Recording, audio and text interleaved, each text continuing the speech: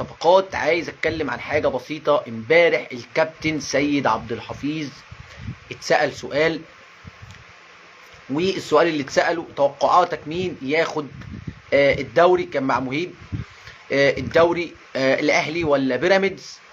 ورأيك في جماهير الزمالك اللي بتشجع اللي بتقول بنشجع بيراميدز. الراجل كان رد محترم جدا. كابتن سيد عبد الحفيظ قيمه وقامه اقسم بالله، بحييه على الرد.